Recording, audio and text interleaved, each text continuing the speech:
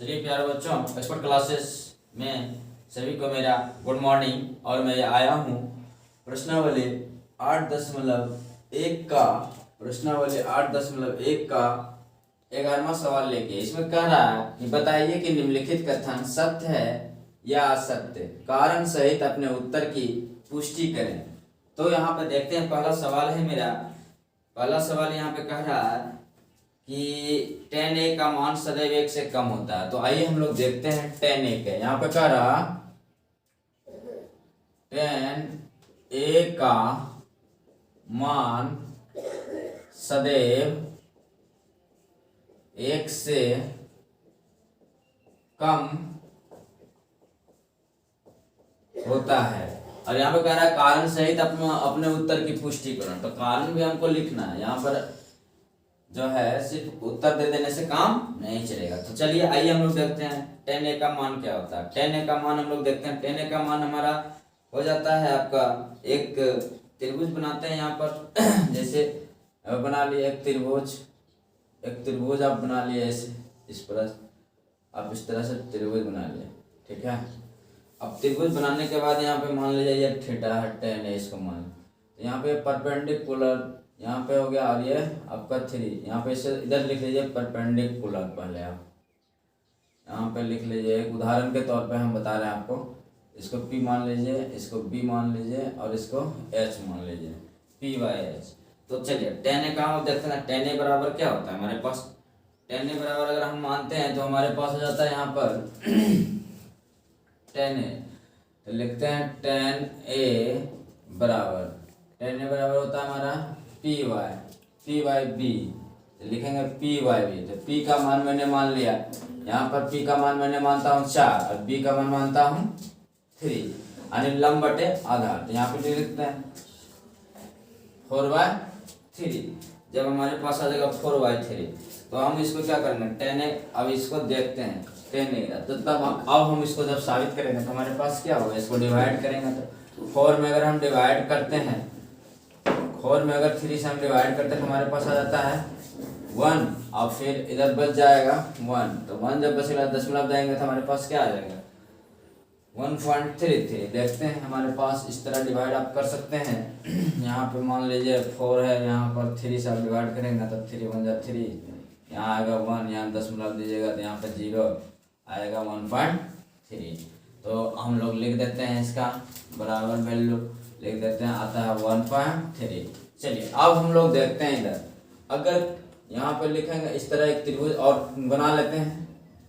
इस तरह त्रिभुज एक और बना लीजिए आप, और ये 3 को उठा के यहाँ रख दीजिए। इस बार कोई ज़रूरी नहीं है, यहाँ पर B हो गया, यहाँ पर H हो गया। तो इससे यहाँ पर 4 मान लेते हैं, उल्टा कर देते हैं। आइए हम देखते हैं अब यहाँ। तो यहाँ पर भी देखते हैं 10P का मान, 10P बराबर P/B। तो P का मान यहाँ क्या हो गया, P का मान यहाँ हो गया हमारा 3 और B का मान हो गया यहाँ पर 4। इस त्रिभुज के अनुसार समझ गए। दूसरा त्रिभुज का मैं निर्माण कर लिया। जब दूसरा त्रिभुज का मैं निर्माण कर लेता हूँ तो इसका वैल्यू निकालता हूँ। इसका वैल्यू निकालेंगे तो यहाँ पर आ जाएगा 0.75। जब 0.75 आ जाएगा तो 10a का मान कभी भी 1 से ज़्यादा तो कभी 1 से कम आता है। इसलिए यह कथन को हम लोग क्या करेंगे, यह कथन 1 नंबर लिखेंगे, यह कथन असत्य है। तो लिखेंगे यहाँ पर उत्तर देंगे हम लोग उत्तर में देंगे 10a का मान, यहाँ पे लिख देंगे 10a का मान कभी यहाँ क्या क्वेश्चन में क्या है बताइए कि यहाँ कह रहा है 1 से सदैव कम होता है। तो लिखेंगे 10a का मान कभी 1 से अधिक तो कभी 10a का मान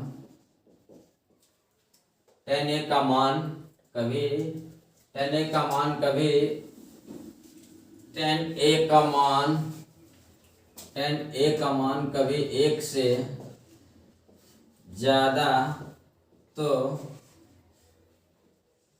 कभी 1 से कम आता है।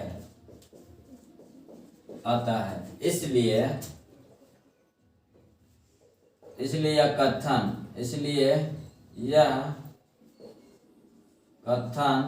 असत्य है। इसलिए यह कथन असत्य है। औचित्य के साथ मैंने उत्तर दिया हूं, यह कथन असत्य है, क्योंकि यहाँ पे आपका मैं दिखा दे रहा हूँ। चलिए दूसरा क्वेश्चन आइए देखते हैं। दूसरा क्वेश्चन यहाँ पे कह रहा कि कौन ए के किसी मान के लिए से के बराबर 12/5। तो यहाँ पे देखते हैं कौन ए के किसी मान के लिए से के बराबर। दूसरा क्वेश्चन में आ रहा है, दूसरा क्वेश्चन कह रहा कौन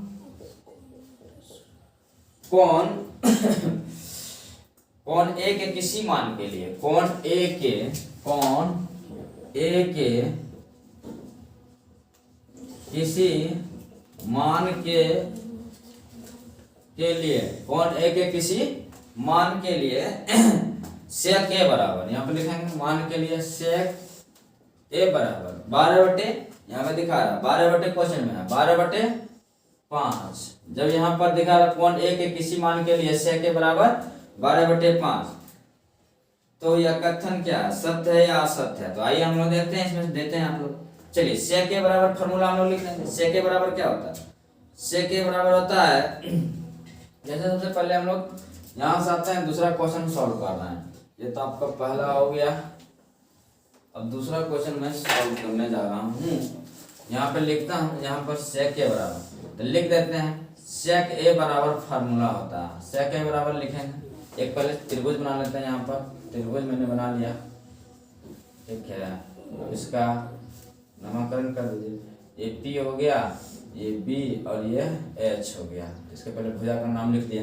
चलिए सेक ए बराबर, तो सेक ए बराबर फार्मूला होता है आपका, सेक ए बराबर फार्मूला आप लिख सकते हैं यहाँ पर कह रहा सेक ए बराबर होता है एच बाय बी। तो एच बाय बी यहाँ पे लिखेंगे, सेक ए बराबर होता है एच बाय बी। तो एच हमारे पास मान लेते हैं, एच हमारे पास क्या दिया हुआ यहाँ पर 12, एच बराबर 12, बी हमारे पास कितना है, हो गया 5। इस आधार पर हम लोग चलते हैं, क्योंकि हमेशा यहाँ पर देखते हैं। अब यहाँ पर लिखना होगा ये कौन ए के किसी भी मान के लिए सेक ए बराबर 5, यानी क्या लिख रहा है, सेक ए बराबर 12/5। यहाँ पे कह रहा कौन ए के किसी मान के लिए सेक ए बराबर 12/5। तो सेक ए बराबर यहाँ लिखेंगे एच बाई बी, तो एच का मान 12 और यहाँ पर लिखेंगे बी बराबर 5। तो हमारे पास क्या हो जाएगा, सत्य है, क्योंकि सेक ए का मान सदैव 1 से अधिक होता है। यहाँ पे लिखेंगे सत्य है, इसका आंसर लिखेंगे सत्य है, क्योंकि cos A का मान, यहाँ पे cos A का मान cos सत्य है, क्योंकि cos A का मान हमेशा 1 से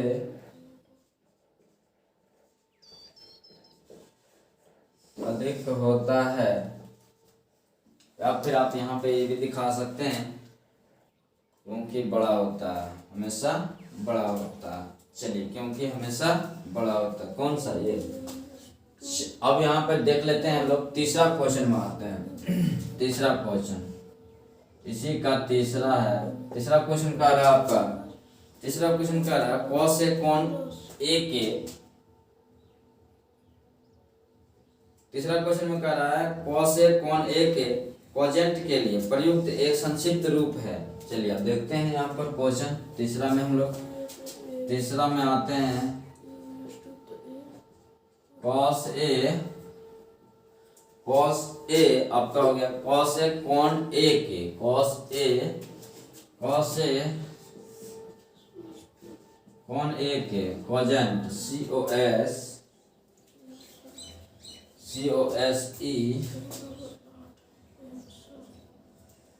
COSECENT कोजेंट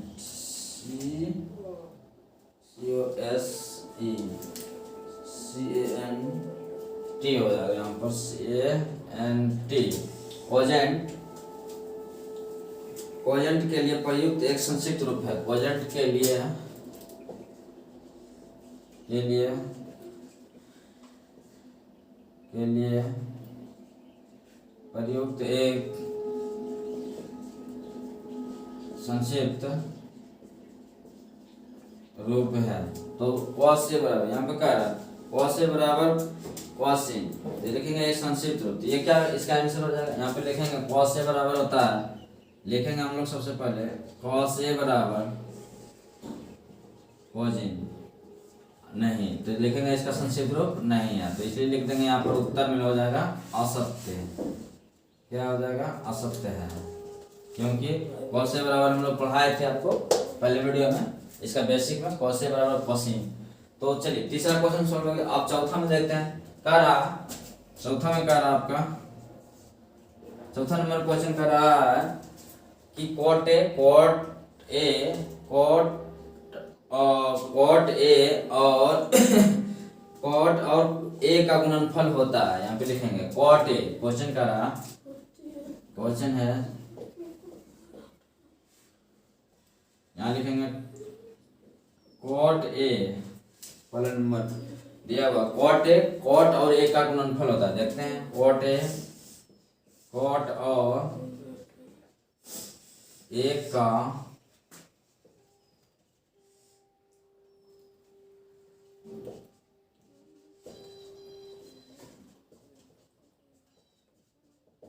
गुणनफल होता है। चलिए देखते हैं गुणनफल होता है। तो यहाँ पे सबसे पहले हम लोग देखते हैं ये क्वेश्चन, क्योंकि कोट ए का मान लेकिन गुणनफल नहीं होता, कोट ए का मान है लेकिन गुणनफल नहीं होता। यहाँ पे लिख देंगे ये क्वेश्चन क्या है, असत्य। आंसर इसका क्या हो जाएगा, असत्य। लिख लीजिए कोट ए का मान है लेकिन गुणनफल नहीं है। समझ गया, इसलिए कथन क्या हो जाएगा, असत्य, असत्य हो जाएगा। यहाँ पे कारण आप लिख सकते हैं, कारण, ठीक है।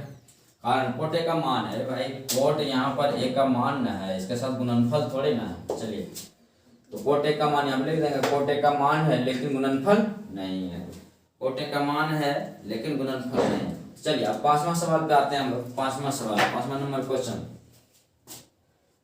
क्वेश्चन नंबर 5 इसी का दिया हुआ है 11वां का।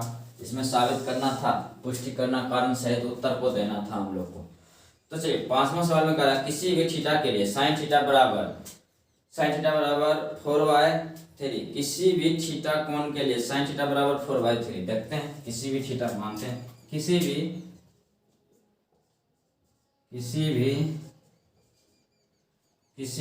साइन थीटा, क्वेश्चन कर रहे हैं यहाँ पर किसी भी थीटा के लिए, किसी भी थीटा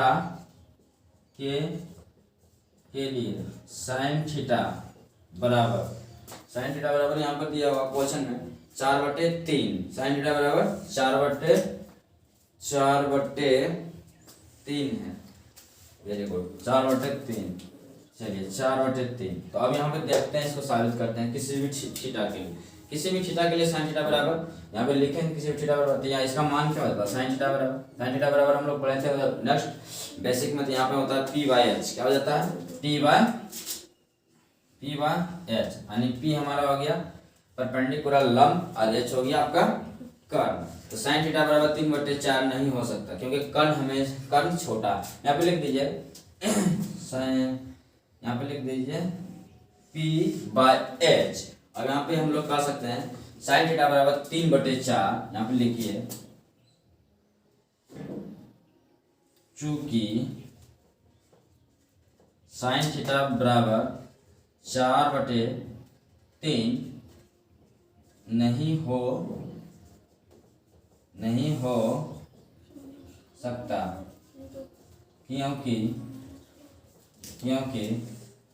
क्योंकि कर्ण